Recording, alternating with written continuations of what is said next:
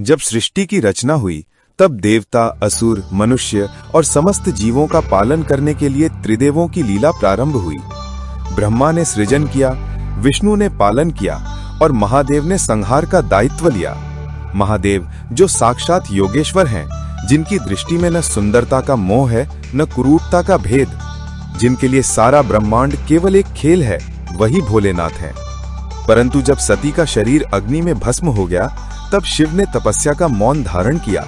वे समाधि में चले गए, संसार से दूर, किसी के आकर्षण से परे। समय बीता, सती ने पार्वती के रूप में पुनर्जन्म लिया। हिमालय के घर जन्मी वही पार्वती जो शिव को पुनः प्राप्त करने के लिए अवतार ले चुकी थी। छोटी पार्वती बचपन से ही महादेव को पति मानती थीं। जब जब वे किसी मंदिर या शिवलिंग को देखती, मन ही मन प्रणाम कर कहती, हे प्रभु, आप ही मेरे स्वामी हैं। माता मैना और पिता हिमवान अपनी पुत्री की भक्ति देखकर चकित होते। समय आया जब देवताओं को फिर असुरों से भय हुआ। वे सभी ब्रह्मा जी के पास पहुंचे। बोले, प्रभु, तारकासुर का अत्याचार बढ़ गया है। उसे वरदान मिला है कि उसका वध केवल शिव के पुत्र से ही होगा, परंतु शिव तो समाधि में लीन है, सती नहीं रही, अब यह कैसे संभव होगा? ब्रह्मा बोले, शिव और पार्वती का विवाह ही इसका समाधान है। देवताओं ने पार्वती की भक्ति की परीक्षा लेने के लिए उन्हें तपस्या का मार्ग दिखाया। तब पार्वती हिमालय के बर्फीले प्रदेश में गईं, कठोर व्रत किया, वर्षों तक केवल हवा पर जीवित रहीं। आंखों में आंसू, होठों पर एक ही नाम, शंकर शंकर।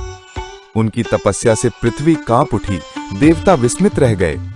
अंततः जब कामदेव को भेजा गया शिव का ध्यान भंग करने के लिए, तो उन्होंने अपनी माया से वातावरण में सुगंध फैलाई, पुष्प वृष्टि की, वसंत की कोमल हवा चलने लगी, किंतु शिव ध्यान मग्न थे। अचानक जब कामदेव ने अपने पुष्प बाण चलाए, शिव की तृतीय नेत्र की ज्वाला से कामदेव भस्म हो गए। देवता भयभीत हो गए, लेकिन पार्वती ने निडर होकर महादेव के सामने हाथ जोड़ दिए। हे प्रभु, मैं आपकी दासी हूँ, आपका अंश हूँ, आप ही मेरे स्वामी हैं। शिव बोले, पार्वते, तुम्हारी भक्ति सच्ची है, किंतु विवाह का यह प्रसंग लोक हित के लिए होगा, मेरे लिए नहीं। और वही हुआ। देवताओं के आग्रह, नारद जी के मार्गदर्शन और स्वयं शिव की लीला से विवाह का निश्चय हुआ। अब कथा आती है उस दिव्य दिन की जब कैलाश पर शिव की बारात सज रही थी। परंतु कैसी बारात? कोई शहनाई नहीं, कोई बाजा नहीं, कोई हाथी घोड़े नहीं, बल्कि भूत, प्रेत, पिशाच, योगिनी, गण, नाग, राक्षस सब शामिल थे। किसी के मुंह से धुआं निकल रहा था, कोई हड्डियों की माला पहने हंस रहा था, कोई नरकंकाल लेकर नाच रहा था, कोई शंख बजा रहा था, तो कोई डरावनी हंसी हंस रहा था। शिव स्वयं भस्म से लिपटे, शरीर पर बाघंबर, गले में सर्पमाला, जटा में गंगा और मस्तक पर अर्धचंद्र, ऐसा विचित्र रूप। वे नृत्य करते हुए बोले, चलो आज शिव विवाह की बारात चलेगी। भगवान विष्णु, ब्रह्मा और सारे देवता भी सम्मिलित हुए। नारद जी झांझ बजाते हुए आगे आगे चले। जब बारात कैलाश से चली, समस्त ब्रह्मांड में जयकार गूंज उठी, हर हर महादेव। पर्वतों ने नमन किया, नदियों ने मार्ग बनाया और समस्त जीवों ने कहा, यह तो अद्भुत लीला है।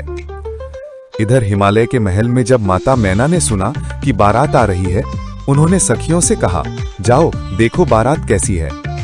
सखियां जब बाहर गईं और उस बारात को देखा तो उनके होश उड़ गए। कोई बिना सिर का नाच रहा था, कोई मुंह से आग निकाल रहा था, कोई आधा शरीर हड्डियों का, आधा धुएं का, और बीच में महादेव स्वयं, जिनका स्वरूप देख कोई भी सामान्य मनुष्य भय से कांप जाए। सखियां भागती हुई भीतर आईं। माता, यह कैसी बारात है? वर तो भस्म से ढका है, शरीर पर सर्प हैं, आंखें लाल हैं और संग में भूत पिशाचों की भीड़ है। मैना ने भयभीत होकर कहा, नहीं, मैं अपनी पुत्री का विवाह ऐसे वर से नहीं कर सकती। उन्होंने रोते हुए कहा, पार्वती, तुम जिस शिव को पूजती थी, क्या वही ये भूतों के स्वामी हैं? क्या यही तुम्हारे स्वप्नों के पति हैं? पार्वती ने शांत स्वर में कहा, माता, यह रूप आपको भले भयानक लगे, परंतु यही सच्चा सौंदर्य है। जिनके गले में सर्प हैं वही विश्व के रक्षक हैं, जिनके शरीर पर भस्म है वही मृत्यु के स्वामी हैं, जिनकी जटाओं में गंगा बहती है वही जीवन के स्रोत हैं, जो भूतों के भी ईश्वर हैं वही संसार के प्रभु हैं। मैना ने कहा, तो मैं नहीं देख सकती अपनी बेटी को ऐसे वर के साथ। तब देवर्षि नारद ने कहा, माता, आप रूप से मत डरिए, यह तो केवल एक लीला है।